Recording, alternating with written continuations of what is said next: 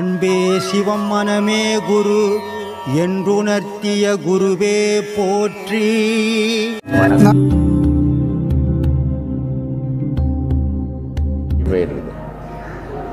உயிர் வேற இல்லை, உடல் வேற இல்லை, ஒன்றா இணைஞ்சிருக்கு. ஒன்றா இணைஞ்சிருக்கிறதால நம்ம என்ன பண்ணுறோம், அந்த உடலை நான் தான் சொல்கிறோம்.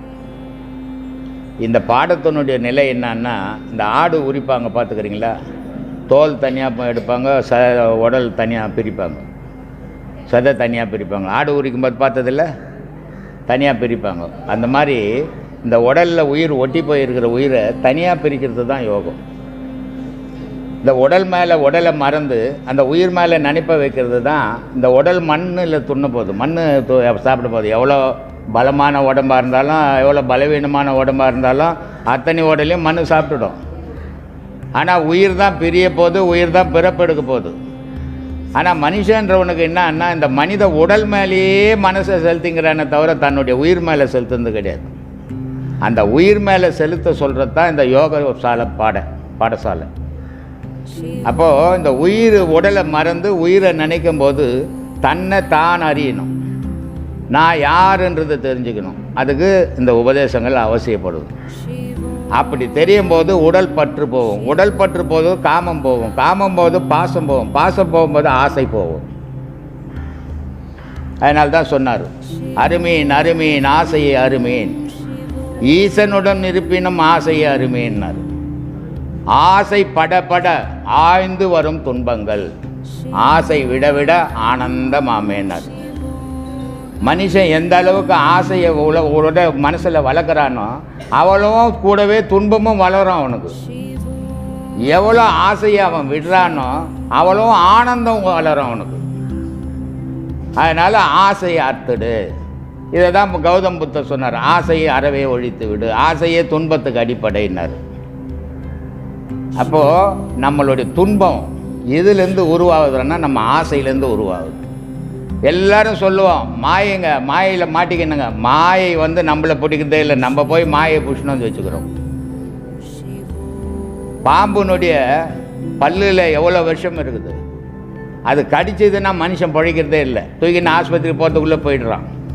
ஆனால் அவ்வளோ விஷம் வச்சுக்கிற பாம்பு ஒன்றுமே பண்ணலை, அந்த விஷம் நம்மளை கடித்தாதான் செத்து போயிடுறோம். அதே மாதிரி இறைவன் ஆழகால விஷமாக இருக்கிறான். இறைவன் சாதாரணமாக இல்லை, என்னவா இருக்கிறான், ஆழகால விஷமாக இருக்கிறான் இறைவன். ஆனால் அந்த இறைவன் அந்த விஷம் ஒன்றும் பண்ணலை, ஆனால் அந்த விஷம் நம்மளை ஆட்டி படைச்சிடும் உலகத்தில். இது எப்போ ஆட்டி படைக்குது, ஆசை வளர வளர ஆட்டி படைக்கும், ஆசை அழி அழி ஆனந்தம் பெருகும். இதுதான் வித்தியாசம். இதெல்லாம் நமக்கு புரியணும், புரிஞ்சாதான் நம்ம ஞானத்தில் போக முடியும். இதெல்லாம் புரியாமல் ஏதோ திக்குமுக்கு ஆடிக்கணுந்தோம்னா புரியாது. நம்ம எதை நோக்கி போகிறோம், அப்போ நம்ம நிலை எதில் நம்ம மனசை செலுத்தணும். வாழ்க்கை வாழணும். யாரும் வாழ்க்கையை விட்டு நான் ஆன்மீகத்தில் போயிட்டுங்க எனக்கு தொழில் வாங்கினாங்கன்னா ஒன்றும் பண்ணுவேன், சும்மா புளிக்கணுன்னா தெரியலாம். நிஜத்தில் வாழணும். சோறு ஒன்றுமே பசி இருக்குத, அப்போ அவன் சம்பாரிச்சு தான் ஆகணும். சம்பாரி 100 ரூபாய் வந்தது, 100 ரூபா கிடச்சதுங்க, இன்றைக்கி சந்தோஷமாக இரு. 100 ரூபாய் வந்தால் இன்றைக்கி 1000 ரூபாய் கிடைக்கலையான்னு வருத்தப்பட்டீங்கன்னா 1000 ரூபாய் வர அன்றைக்கி 1,00,000 ரூபாய் வரலையான்னு வருத்தப்படுவேன். எது கிடைச்சதோ அதை சந்தோஷமாக வாழ கற்றுக்கிட்டீங்கன்னா எவ்வளோ வந்தாலும் நீ அதில் விழமாட்டேன். அந்த மனசை பக்குவப்படுத்திக்கணும். அதுதான் ஞானப்பாதை.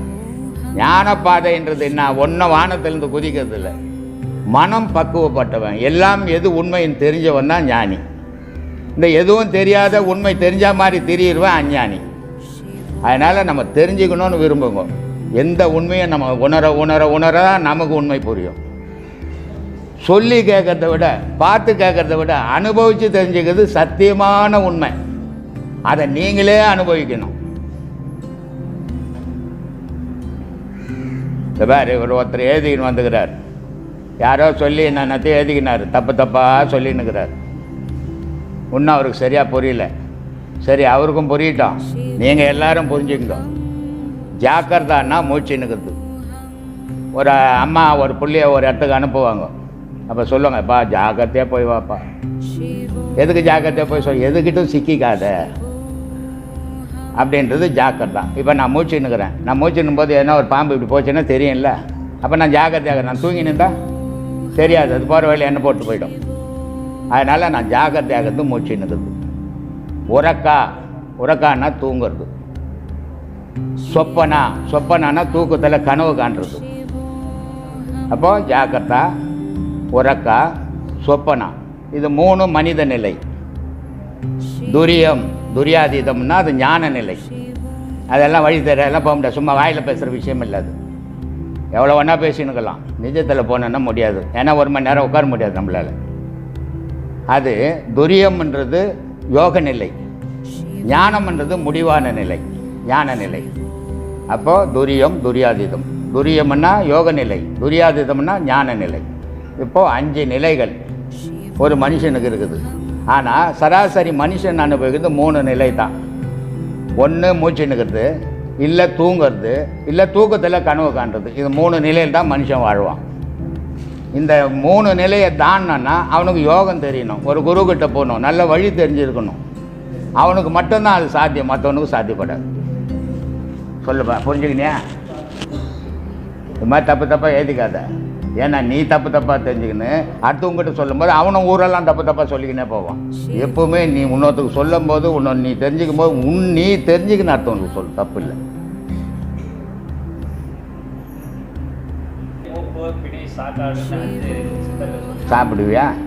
சாப்பிடுவியா அதெல்லாம் எழுதி வச்சுட்டு போட்டாங்க. எல்லாத்துக்கும் மருந்து இருக்குது இங்கே. எவனா அதை சாப்பிட மாட்டான். போனோடனே ஊசி போட்டுக்கணும், நாளைக்கு வேலைக்கு போகணும். நீ அரைக்கீரை சாக்காடெல்லாம் சாப்பிட்டுக்கணும். என்ன 6 மாதம் பத்துக்கணும் பெட்டில். அதனால் நாட்டு வைத்தியம் செல்லாத போந்தால் தான் காரணம். 15 நாள் படுக்கணும் ஒரு நோய்க்கு. இங்கிலீஷ் மருந்து அன்றைக்கே ஊசி போட்டால் மறுநாள் அவன் வேலைக்கு போய் ஆகணும். அதனால் அதெல்லாம் செல்லுபடி ஆகாது. 5 புலன்குதுரா, அது 5 குதிரை மாதிரி 5 திசையில் போகுது. அதனால் அவனுடைய மனம் அடங்கலை. அப்போ மனம் அடங்கினா என்னதான்பா பண்ணுறது? நல்ல குருக்கிட்ட போகணுண்டா. குருக்கிட்ட போனால் போதாது, குரு சொன்னபடி நடக்கணும், குரு சொன்னபடி செய்யணும். அப்போ தான் மனம் அடங்கும். ஆனால் ஆன்மா ரொம்ப தங்கமானது, அப்பழுக்கு இல்லாதது. அப்படிப்பட்ட பொருளை இந்த மனமாகப்பட்டது அதையும் துன்பத்தில் ஆழ்த்துது. ஒரு அப்பா இருக்கிறார் வீட்டில், இல்லையா? சொத்து சொகெல்லாம் அப்பா தான் சேர்த்து வச்சார். ஆனால் 4 புள்ள பிறந்து போச்சு அவருக்கு. 4 புள்ளையும் 4 பக்கம் 4 திசையில் அட்டுழியம் பண்ணிங்குது. அப்பா சொல்கிறாரு, அப்பா இப்படிலாம் பண்ணாதீங்கடா, பின்னாடி ரொம்ப துன்பத்துக்கு ஆளாவீங்கடா அப்படின்றாரு. வயசாகிடுச்சு, போய் உட்காரியா, எங்களுக்கு தெரியும் அப்படின்றான். மாட்டின்னு உதப்படும் போது இவன் தப்பிச்சுன்னு ஓடிடுறான். அப்பனை போலீஸ்காரன் பிடிச்சி போடுறான். அந்த மாதிரி இந்த மனம் பண்ணுற தவறுகள்லாம் ஆன்மா அனுபவிச்சுன்னுக்குது. ஆன்மா ஒரு தப்பும் பண்ணாதது. அதனால் சொல்கிறாரு, ஆரிய நல்லான் குதிரை 5 வீசி பிடிக்க விறகறிவார் இல்லை. அதை சேர்த்து பிடிக்கிறதுக்கு அறிவாளி இல்லைடா. கூறிய நாதன் குருவருள் பெற்றால் வாரி பிடிக்க வசப்படும் தானேனர். குரு சொன்னபடி நடந்துக்குன்னா அது 5 கட்டுப்படுத்தலாம்டா, இல்லைன்னா கட்டுப்படுத்த முடியாதுடா அப்படின்னு. ஆனால் இங்கே நிறைய சீடருங்க வராங்க, 1000 கணக்கில் வராங்க. எல்லாம் உட்காந்து கேட்குறாங்க. ஆனால் சொல்கிறத செய்யறதில்லை. விட்டுட்டு போயிடுறாங்க. வீட்டுக்கு போன உடனே மாயை மாட்டிக்குது, மறந்துடுறாங்க. நீங்கள் சொன்னதெல்லாம் கேட்டாகிட்டே விட்டு போயிடுறாங்க. அந்த மாதிரி இருக்குது. அதனால் உண்மையை உணருங்க, இறைவனை அறிய முயற்சி பண்ணுங்க. அதுதான் வாழ்க்கையினுடைய முடிவு. இதெல்லாம் வாழ்க்கை முடியல. செத்து பிறந்துக்கினே தான் இருப்போம். பிறப்பு இல்லாத தவிர்க்கணும்னா உடலை மறக்கணும், உயிரை நினைக்கணும். அதுதான் பிறப்பை தவிர்க்கும். வேறு எதாலையும் பிறப்பை தவிர்க்க முடியாது. தர்மத்தை கை கொள்ளணும். தர்மந்தான் உன்னுடைய பாவத்தை அழிக்கக்கூடிய இப்பொருள். இது தர்மத்துக்கு மட்டும்தான் மனிதன் செய்த பாவத்தை அழிக்கக்கூடிய ஆற்றல் உண்டு, வேறு எதுக்கும் கிடையாது. அதனால் தர்மத்தை பண்ணுங்க. அது எந்த விதத்துலையாவது பண்ணுங்க, அது உங்கள் பாவத்தை அழிக்கும்.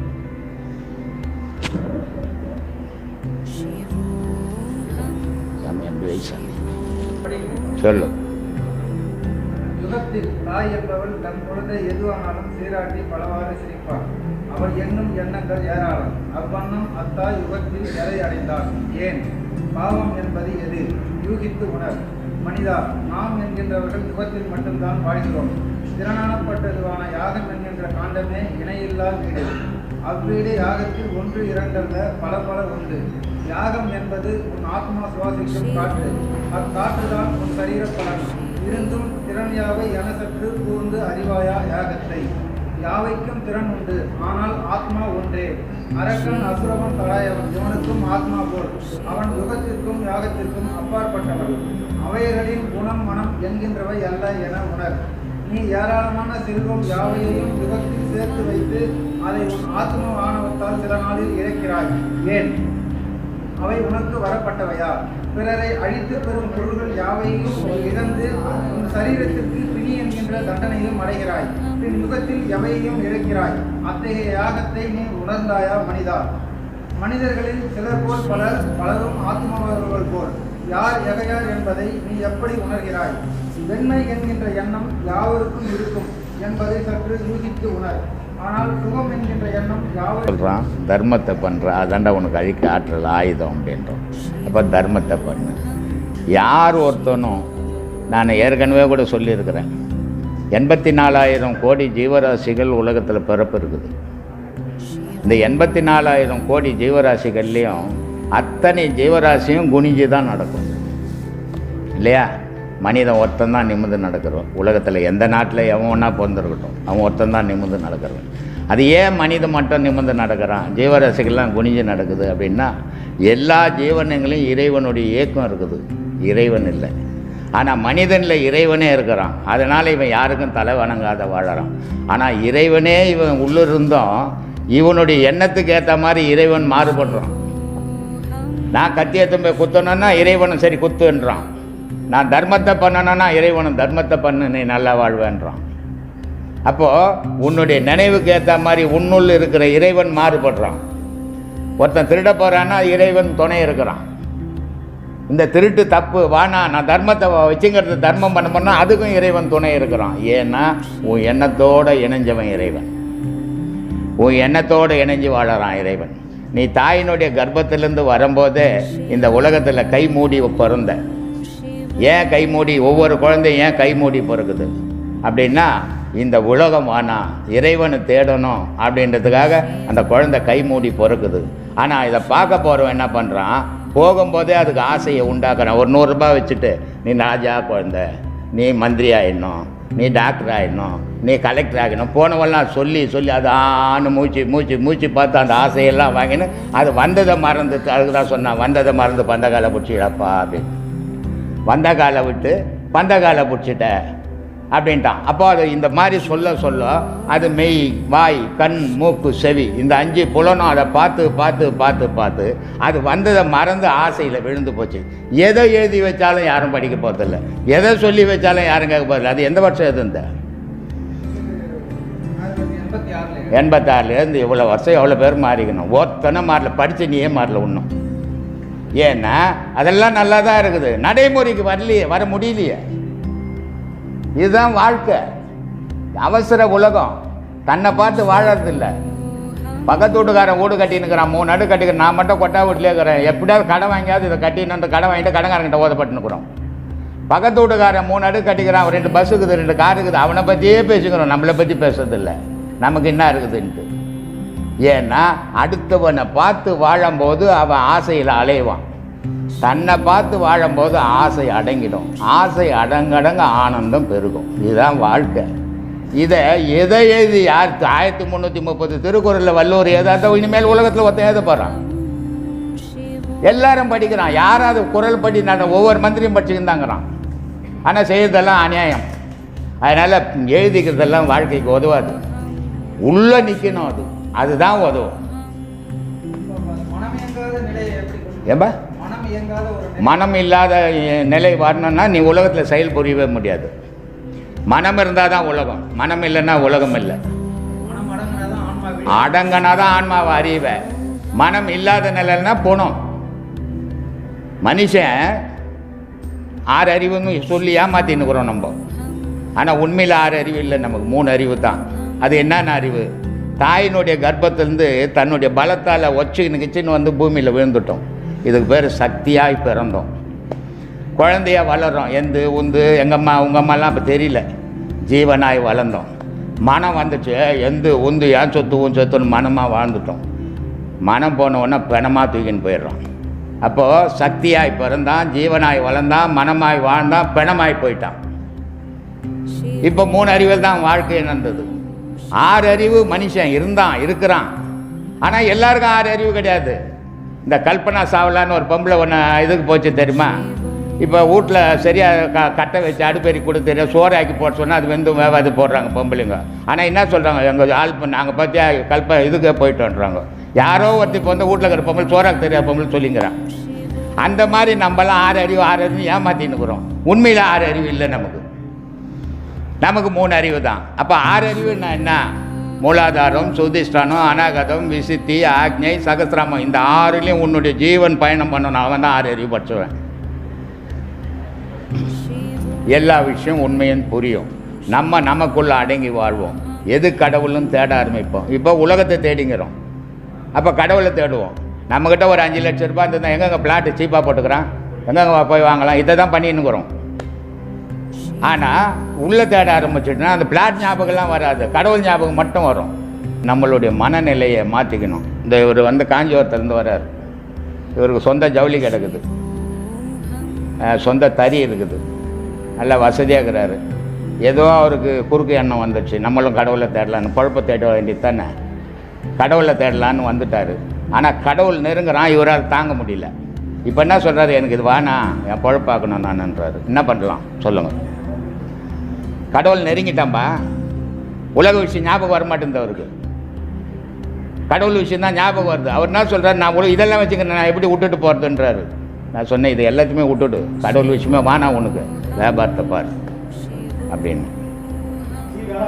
ஏன்னா கடவுள் நெருங்கினான்னா மனுஷன் மனநிலையில் மனசு இருக்காது. மனசு இல்லைன்னா பொண்டாட்டி தெரியாது, உன் சொத்து தெரியாது, உன் சுகம் தெரியாது, நீ பாடு மனம் போன போக்கில் போயின்னே இருப்ப. 2 விஷயந்தான். மனம் இருந்தால் உலகம் தெரியும், மனம் இல்லைன்னா கடவுள் தெரியும், அவ்வளோதான். இதுதான் ஞானம், வேற ஒன்றுமே பெரிய அதிசயம் கிடையாது. கடவுளை எப்போ பார்ப்பான் மனுஷனா? எப்போ மனம் இல்லையோ அப்போ பார்ப்பான் கடவுளை. எப்போ கடவுள் மறைகிறானோ அப்போ மனம் வந்துடும். மனம் வரும்போது உலகம் தெரியும். இவ்வளோ தான் ஞானம். அஞ்ஞானம்னா என்ன? இது 2 விஷயம். 2 விஷயத்துக்காக தான் இவ்வளோ 1000 ஞானிகள் இவ்வளோ பேசுனாங்க. நானும் ஏதோ 13 வருஷமாக பேசிக்கிறேன். இது 2 தான் அதில் இருக்கிற விஷயம். உலகம் தெரியும் போது கடவுள் தெரியாது, கடவுள் தெரியும் போது உலகம் தெரியாது. கடவுள் தெரியும் போது மனம் இருக்காது, மனம் இருக்கும்போது உலகம் இருக்காது. இப்படி தான், இதுதான் வித்தியாசம். மனம் இயங்காமல் இருக்கிறதுக்கு நமக்கு பிடித்த ஒரு மந்திரத்தை வந்து அதிவேகமாக சொல்லிக்கிட்டே இருக்கிற பட்சத்தில் வந்து அந்த மனம் அது அடங்கும். அப்படி மந்திரம் என்ன அர்த்தம் கொஞ்சம் சொல்லுங்க. நமக்கு பிடிச்ச இல்லை எந்த மந்திரமாக சொல்லுங்க. ஏசுநாதர் மேலே கூட சொல்லின்னு இருங்க, நீங்கள் அதை பற்றி கவலை இல்லை. மந்திரம் என்ன அர்த்தம் அதுக்கு சொல்லுங்க. அது எப்படி? உயிரும் மெய்யும் சேர்ந்த உயிரெழுத்து மெய்யெழுத்து. மந்திரம்னு எப்படி வரும் சொல்லுங்க, மாக்கு வழி சொல்லுங்க. சும்மா இந்த மாதிரி கதையெல்லாம் தெரியாது பேசக்கூடாது.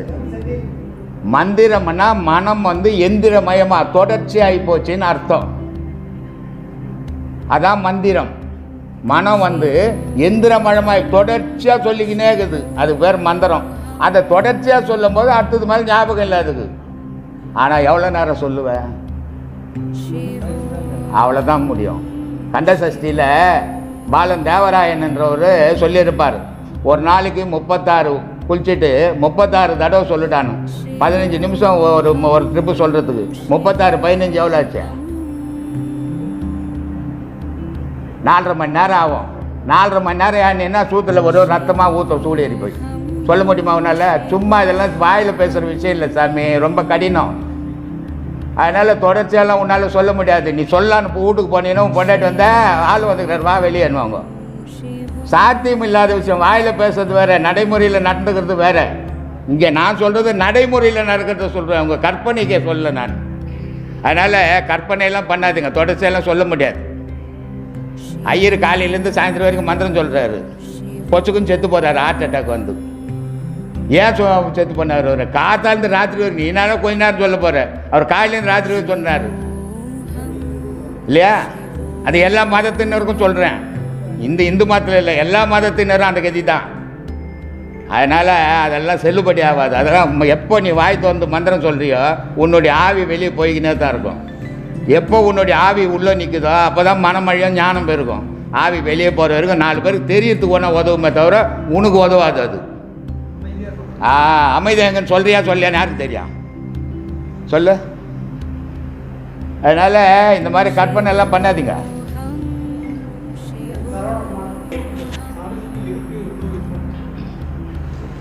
நீ தேடுற பொருள் எது? நிம்மதி இருக்கட்டும். நீ யாருன்னு தெரிஞ்சுக்கணும். நீ எப்படி இருக்கிறன்னு தெரியுமா? நீ என்னவா இருக்கிறன்னு தெரியுமா? தெரியாது. இப்போ தெரியாது உனக்கு. எத்தனை பாடம் வாங்கியிருக்கிற? 2 வாங்கிக்கிற. இப்போ தெரியாது. 4வது பாடத்தில் நீ எப்படி இருக்கிறன்னு தெரியும். ஏன்னா நான் என்ற பொருள் ஒளிமயமாக இருக்குது. என்னவாகுது? ஒளியாக இருக்குது. ஒளின்றது நன்மையை தரக்கூடியது. அப்போது இந்த பௌர்ணமின்றது நன்மையை தரக்கூடியது. எல்லாத்தையும் தெரியும். வெளிச்சம் தானே எதையும் பார்க்க முடியும். வெளிச்சம்னா எதுவும் தெரியாது. கல்லில் வைக்கிறோமா முள்ளில் வைக்கிறோமா காலைன்னு கூட தெரியாது. அப்போ வெளிச்சம் வேணும், நம்ம வாழணும். அப்போது நமக்குள்ள ஒளி பெருகணும். ஒளி பெருகணும்னா அந்த ஒளி நாளில் தான் இந்த பாடத்தை உபதேசம் கொடுக்கணும். இருளில் கொடுப்பாங்க. இருளில் யார் கொடுப்பான்? தீமையை செய்கிறோம். மாந்திரிகவாதி அமாவாசை கொண்டாடுவோம். நமக்கும் அமாவாசைக்கும் சம்மந்தமே கிடையாது. பௌர்ணமிக்கு நமக்கு தான் சம்பந்தம்.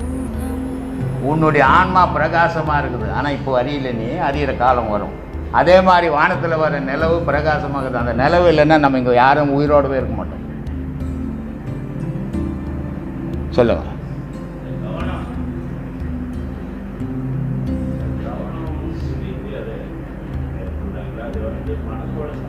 இப்படி வாங்க, இப்படி வாங்க.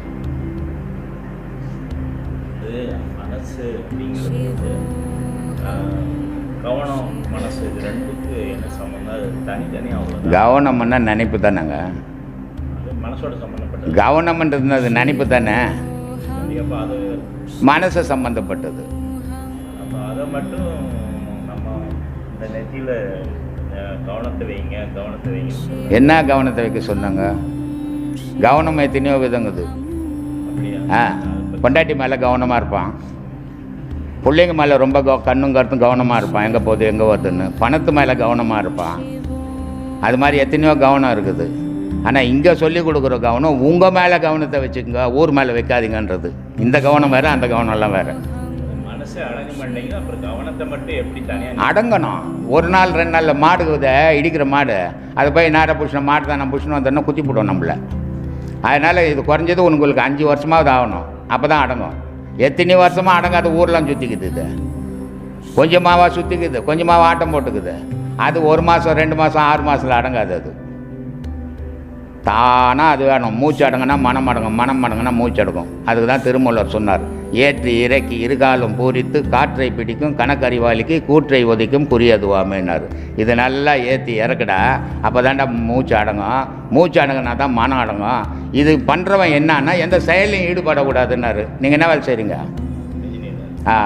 இதெல்லாம் பண்ணிக்கின்னு போயிட்டு என்ன மனம் அடங்கலைன்னா அப்புறம் வேலை விட்டுட்டு வீட்டில் தான் உட்காந்துக்கணும். இதெல்லாம் செய்ய முடியாது. மனம் அடங்கிட்டானா அடங்கிட்டான்னு உட்காந்துருங்க. ஏன் செய்யணும் அந்த வேலை? இவ்வளோ காலம்தான் சம்பாரிச்சு போட்டிங்களே. முடியாது. ஏன்னா புகழ் போயிடும், பணம் போயிடும். அதனால் செய்தானும். இதெல்லாம் செய்துட்டு எனக்கு மன அடங்கல்னா எப்படி அடங்கும்? சும்மா இருப்பதே சுகம் பண்ணா. சும்மா இருக்க முடியலையே. உலகத்தில் இருக்கிறதுலே கஷ்டமாக இருந்ததுன்னா சும்மா இருக்கிறது. தள்ளாத வயசில் கூட ஒரு தொடப்பத்தை கூட தள்ளிக்கின்னு இருப்பாங்களே தவிர சும்மா மட்டும் இருக்க முடியாது. தினமேல உட்காந்து பாரு. ஒரு 80 வயசு சுடுகாட்டுக்கு போக போகிறாரு. அவரை போய் தாத்தா என்ன பண்ணுறேன்னா சும்மா உட்கார மாட்டார். உட்காந்து அமெரிக்காக்காரன் ஏன் குண்டு போட்டான், என்னத்துக்கு பண்ணான் அவன், நீ யோசிச்சுருப்பார். யோசனை இருக்கிற வரைக்கும் மனுஷன் இருக்கும், மனசு இருக்கும். அந்த யோசனை நிற்கணும்னா செயல் நிற்கணும். முதல்ல எல்லா செயலும் செய்து என் மனம் நிற்கலையானா எங்கே நிற்கும்? நீங்கள் தானே அதை போய் செய்கிறீங்க. அப்படி எப்படி நிற்கும்? நிறைய பேர் கேட்குறாங்க, மாயையில் மாட்டிக்கணுங்க. பொண்டாட்டி உன்னை வந்தால் தேடின்னு வந்து கட்டிக்கினா, நீ தானடா அவங்க வீட்டுக்கு போய் பொண்ணு கட்டிக்கின்னு வந்த, அப்புறம் மாயில் தான் மாட்டிக்க வேண்டியது வரும். இந்த மாதிரி செயலெல்லாம் நம்ம செய்துட்டு அடங்கலைன்னா அடங்காது. எப்போ செயல் நிற்குதோ அப்போ மனம் அடங்கும். மனம் அடங்கிச்சுன்னா செயல் நின்றுடும். ரெண்டும் தொடர்பு. புலன் அடங்கணும், மனம் அடங்கும். மனம் அடங்கினா புலன் அடங்கும். அதுக்கு தான் சொன்னான், இருவினை மாடுகளை ஏக வீடு கொன்னேன்னா. இந்த 2 மாட்டை நல்வினை தீவினைன்ற மாட்டை நல்லா ஓட்டினேன்னா அடங்காத மனம்ன்ற மாடு அடங்கிடண்டான்னா. இதை நம்ம ஓட்டவே முடியலையே.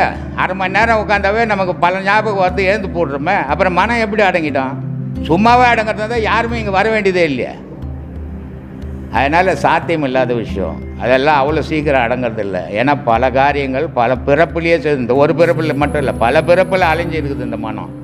அப்படிப்பட்ட மனம் வந்து இப்போ திடீர்னு அடங்கன்னா அடங்கிடாது. ஆனால் எடுத்து போட்டுற பொருளாக அது. மனம் போயிடுச்சுன்னாவே போனமாக மாறிடுவோம். அப்புறம் எப்படி நடக்கும் அது காரியம்? அதனால் மொல்ல தான் அடக்கணும். அது போக்கிலேயே போய் அது கூடவே உறவாடியாக அடக்கணும். அதனால தான் சொன்னான், அவித்த வித்தே முளையாது அப்படின்னா. இந்த மனசை வேக வைக்கணுமா நெருப்பில். எடுத்து போட்டிங்கன்னா ஒரு பொருள் இந்த வருஷம் வச்சுருந்த அடுத்த வருஷம் போட்டினா கூட முளைச்சிடுமா. ஆனால் வேக வச்சுட்டு போட்டிங்கன்னா அது முளைக்காது. அது மாதிரி உனக்கு பிறப்பு வேணான்னா இந்த உடலை யாக குண்டம்ன்ற உடலில் இந்த மனசை வச்சிடுறான்றான். வேக வச்சுட்டு அது பிறப்பு எடுக்காதுன்றான். யார் வேக வைக்க தயாராகிறதுங்க? யாராலையும் முடியல. போனவொடனே இங்கே கேட்குறதோடு சரி, போனவொடனே எல்லா செயலையும் இறங்கிடுறோம். அப்புறம் எப்படி அடங்கிட்டோம் அது? அதனால் அடங்கிறதுக்கு வாய்ப்பே கிடையாது. நம்ம தான் நம்ம மனசை அடக்கணும். அடுத்தவனால அடக்க முடியாது. இந்த அவருக்கு ஒருத்தர் சொன்னார், ஒரு நல்ல குரு நினச்சா 3வது கண் திறந்துடலாமா? எங்கே இருக்குது 3வது கண்ணுன்னு தெரியுமா? அது மாதிரி இந்த மாதிரி கற்பனையில் பேசக்கூடாது. எந்த குருவாலையும் முடியாது. 3வது கண்ணு குருவால் முடியும்னா டாக்டர் எம்பிபிஎஸ் படிச்சுட்டுக்கிறேன் நான் தொந்தர மாட்டான் எல்லாருக்கும் ஆஸ்பத்திரிக்கு போகிறவங்களாம் கண்ணை. அது மாதிரி இதெல்லாம் நம்மளாக ஒரு பிரமையை உண்டாக்கக்கூடாது. எது நிஜமோ அதை மட்டும் பேசணும். எது முடியுமோ அது மட்டும் பேசணும். முடியாதெல்லாம் பேசக்கூடாது. அதனால் மனம் அடங்கினா உங்கள் செயல் அடங்கணும். செயல் அடங்காமல் மனம் அடங்காது. ஏன்னா நீங்கள் பல தொழில் செய்யணும், பல பேருக்கு ஐடியா கொடுக்கணும், பல பில்டிங் கன்ஸ்ட்ரக்ஷன் பண்ணுறீங்க. அதெல்லாம் செய்யும்போது மனசு எங்கே அடங்கும்? இது மேலேயே இருக்காது, அது மேலே தானே இருக்கும். அப்புறம் எப்படி மனம் அடங்கும்? அதனால் போகிற போக செய்துக்கினே போங்க, தானாக அடங்கும். அது 1 மாதம் 2 மாதத்துலலாம் அடங்குற வேலை விஷயம் இல்லாது. அது வருஷ கணக்கு பல பிறப்பு ஒன்றும். அதுக்கு எந்த ஞானியும் பிறந்த உடனே ஞானியாக வந்தது கிடையாது. அவன் பல பிறவி எடுத்து ஒவ்வொரு பிறவியில் முடிச்சு கடைசியில் ஒரு பிறவியில் முடிச்சுட்டு போகிறான். அது மாதிரி நம்ம நிலையும் அப்படி தான்.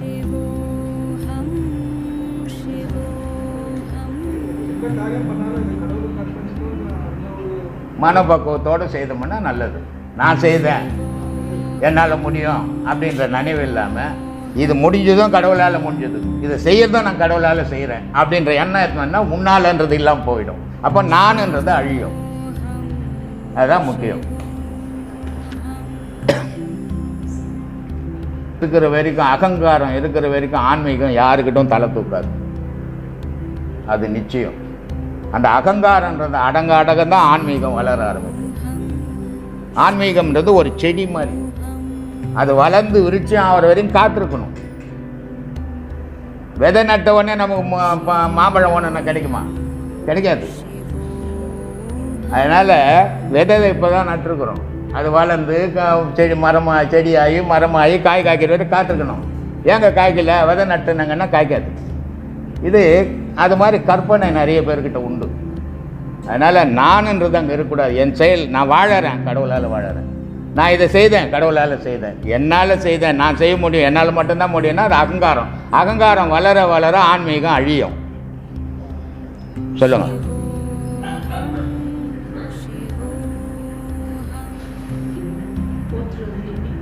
ஏம்மா உள்ள சொல்லிக் கொடுக்கணும். குரு சொல்லிக் கொடுக்கணும், உபதேசம் வாங்கணும்.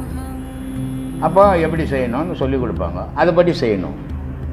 தானாக செய்திட முடியாது. தானாலாம் செய்தால் அது எல்லாம் சும்மா சொல்லிக்கலாமே தவிர செய்ய முடியாது. தானாலாம் யாரும் வழி தெரியாமல் இதெல்லாம் பயணம் பண்ண முடியாது. ஏன்னா யோகாசனம் அதெல்லாம் டிவியில் பார்த்து புக்கில் படித்து கூட பண்ணிடலாம். இது அது உடல் கலை, இது உயிர் கலை. இது ஒரு குரு இல்லாத பண்ணக்கூடாது, விபரீதத்தை உண்டாக்கிடும். சொல்லுங்கப்பா.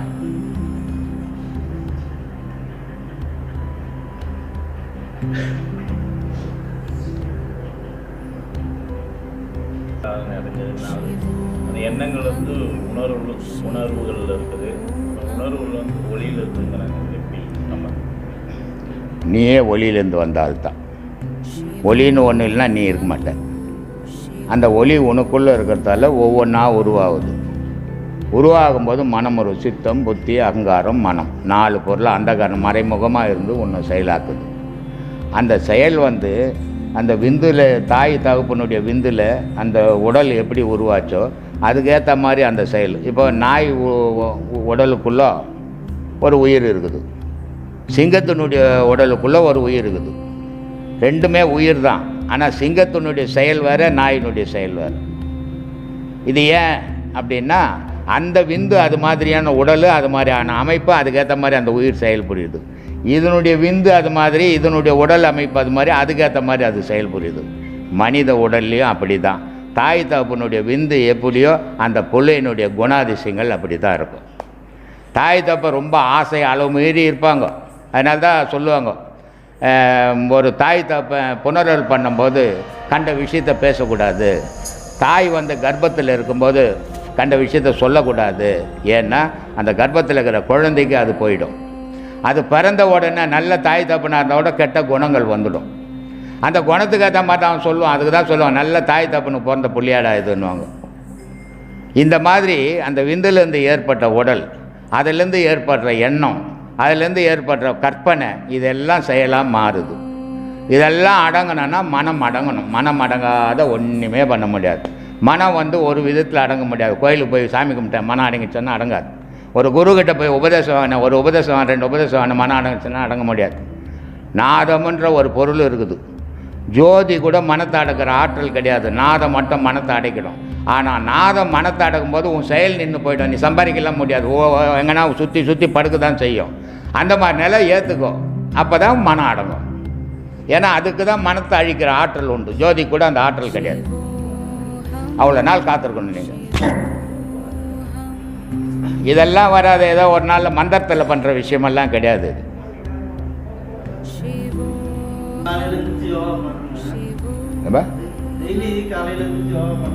பண்ணுங்க.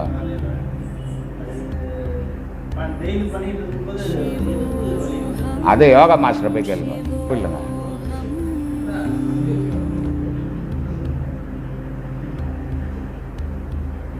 அதனால் தவறே கிடையாது. அதெல்லாம் வரதான் செய்யும்.